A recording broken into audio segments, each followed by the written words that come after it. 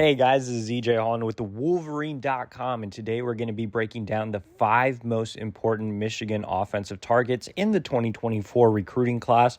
Before we dive into that, I want to invite you guys to subscribe to the Wolverine.com today for just $29.99 until August 31st of this year. That gets you through the Jim Harbaugh saga, the late signing period, summer official visit season, all for just $29.99 until August 31st of 2023.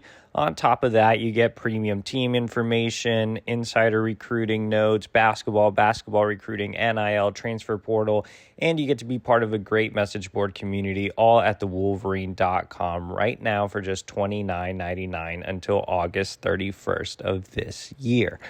All right, guys, let's go ahead and dive into this week's episode.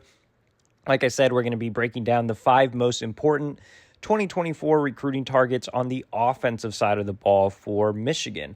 We're not necessarily going to go with the highest ranked prospect at each position. We're going to go with the guys that are maybe realistic and highly ranked, that are at the top of the board, where Michigan might have a tie or Michigan has gotten them on campus for multiple visits. Let's just talk a little bit about each individual recruit. Let's start off with quarterback Jaden Davis, arguably the most important recruit in the 2024 class overall, ranked as the number 2 quarterback in the country, the number 17 overall recruit per the On3 consensus. Davis out of Charlotte, Providence Day. Look, Michigan has made Davis the only target at the quarterback position, which is arguably the most important position in football. On top of that, Michigan has gone back-to-back cycles landing project quarterbacks, Jaden Denegal and Alex Orji a couple of cycles ago, and then this past cycle, Kendrick Bell.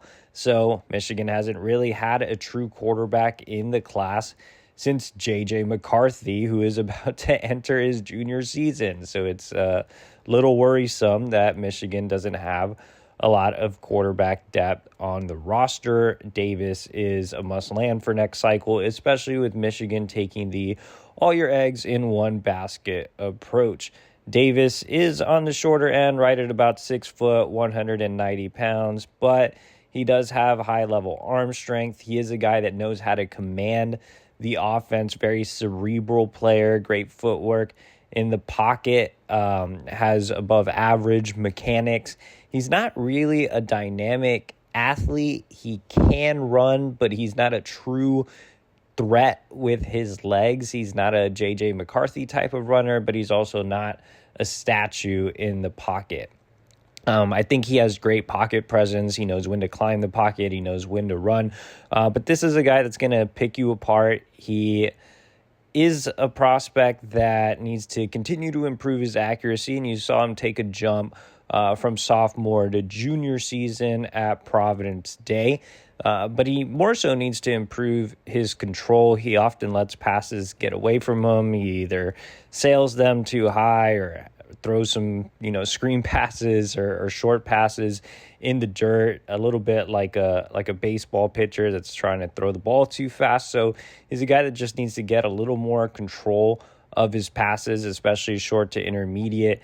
His deep ball accuracy also needs to improve, but he does throw a beautiful deep ball, and when it connects, it's one of the best in the country. But not critiquing Davis too much. Obviously, he is one of the best passers available, and Michigan has made him its top overall target for a reason. In terms of his recruitment, you had some other major players there that have landed quarterbacks. Alabama got its quarterback. LSU got its quarterback. Georgia got its quarterback. So now when you look at the competitors, you have Clemson, Tennessee, North Carolina, Penn State kind of hanging around. When you look at the competition here, I think Clemson has been considered the biggest threat to Michigan. However, Clemson is recruiting other quarterbacks as well, so it's not like they are making Davis the lone quarterback recruit like Michigan. North Carolina, obviously intriguing, being the home state program, but a lot of moving parts at North Carolina right now. Tennessee just landed a 5-star quarterback last cycle, so it'll be interesting to see how hard they really push for Davis and how interested Davis really is. So far, the competition isn't really all that scary. It'll be interesting to see if some others get involved. Obviously, Ohio State just had a quarterback opening, and they were high on Davis early on. So we'll see if the Buckeyes circle back. But I think the biggest enemy for Michigan is Michigan right now, with Jim Harbaugh still showing interest in the NFL, obviously having a 2-hour Zoom interview with the Denver Broncos, still some Indianapolis Colts rumors. So we'll see. The longer that process drags on, the longer I'm sure Davis will wait in his recruitment. You know, he originally wanted to make a decision in December. That did not happen. Then he said, you know, maybe I'll do it in January. Now it looks like that might not happen. So no set timeline for Davis. We're going to continue to monitor the Harbaugh situation and see where it goes from there. If Jim Harbaugh does leave to the NFL, I think that drastically hurts Michigan on the trail. If Jim Harbaugh gets a new contract and stays at Michigan, then I do think that Michigan will still be in the pole position for Davis. All right, let's go ahead and go to running back. Another big position of need this cycle. Since Mike Hart took over at the running back position, he hasn't landed a true elite every down back. He obviously took C.J. Stokes, who I think is going to be a good back, but not necessarily a Donovan Edwards or Blake Corum type back. He landed Benjamin Hall, who has a lot of work to do and is a little more of a project. And then he landed Cole Cabana, who's a really, really good back, but one I would consider a little more of an athlete, a guy that's going to get his touches between the tackles, but you're also going to use him in the slot, out wide as a punt returner, kick returner. So Michigan needs that true every down back, that elite style back in the same mold as Donovan Edwards and Blake Corum, especially when you consider Michigan's offense and how run heavy it is. Guys should be lining up to play for Mike Hart, who is one of the best to ever wear a winged helmet and one of the best running back coaches in the country as well. And so far that hasn't happened. That needs to happen this cycle. Two guys I really like at the top of the board are Taylor Tatum out of Texas and Jordan Marshall out of Ohio. We're going to focus on Marshall for this video just because he does seem a little more realistic than Tatum at this time. Jordan Marshall is ranked as the number 4 running back and number 45 overall prospect nationally per On3. He's out of Cincinnati, Ohio, goes to Archbishop Moeller, which is a very good program in the state of Ohio. Marshall visited Michigan in the fall for the game against Michigan State. He is set to return for another unofficial visit this weekend. Michigan is trending well in this recruitment. I think Ohio State is the biggest competitor here, and Ohio State has a handful of running backs on their board. I don't think the Buckeyes have zeroed in on Marshall, but they are making him feel wanted as well. So I think right now, probably a head-to-head Michigan-Ohio State battle. There are some others involved here like Tennessee and Penn State and schools of that nature, but I think this is going to go down to Michigan and Ohio State. Mike Hart has done a really good job of building a relationship with Marshall. Obviously, Marshall is a fan of Michigan's run-first offense. And so, yeah, I think it's pretty even right now. I'm interested to see how this weekend's visit goes, and I think we'll know a lot more after that. But Mike Hart has to land a top-level back. Marshall makes the most sense right now, being a Midwest kid, being a guy that's already going to have visited campus on multiple occasions. This is the guy that Mike Hart needs. Let's go ahead and go over to wide receiver. Now, the 2024 wide receiver board is loaded with talent. A lot of high-end guys like Ryan Wingo and Jeremiah McClellan, as well as guys that are trending to Michigan or Michigan's in that kind of top 3 level, like Amarion Stewart and Jordan Shipp. But the guy I'm going to go with the most important here at this position is Channing Goodwin.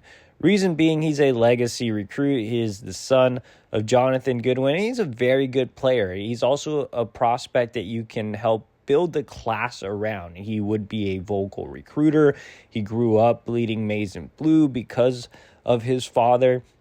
He's been to campus like 5 or 6 times over the last calendar year. He is a teammate of Jaden Davis, who we just talked about. So a lot going for Channing Goodwin. 6'1", 160 pounds. Like I said, a teammate of Jaden Davis out of Charlotte, Providence Day.